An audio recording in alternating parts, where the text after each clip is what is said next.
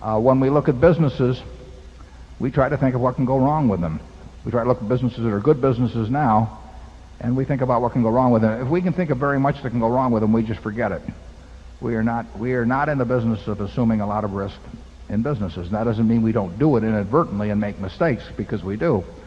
But we don't intentionally or willingly, voluntarily go into situations where we perceive really significant risks that the business is going to change in a major way. And that gets down to what you probably heard me talk about before, is what kind of a moat is around the business. Every business that we look at, we think of as an economic castle. And castles are subject to marauders.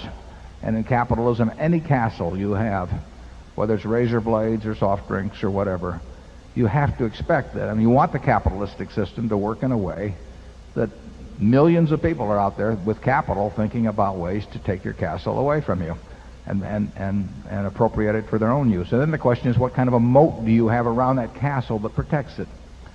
See's Candy has a wonderful moat around its castle.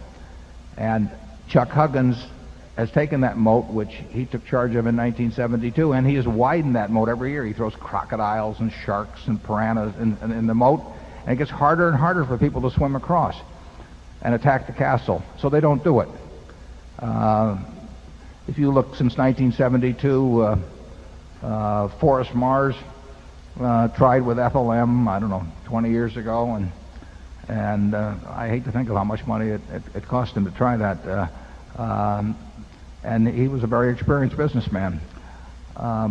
So we think in terms of that moat and the ability to keep its width and its impossibility of being crossed as the primary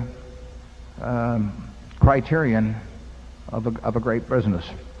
And to our managers, we say we want the moat widened every year. That does not necessarily mean that the profit is more this year than last year, because it won't be sometimes. But if the moat is widened every year, the business will do very well. When we don't have, when we see a moat that's tenuous in any way, getting back to your question, it's just too risky. We don't know how to evaluate that, and therefore we leave it alone. We think all of our businesses, virtually all of our businesses, have pretty darn good moats, and we think the managers are widening them. Charlie? How could you say it better? Oh. Here, have some peanut brittle on that one.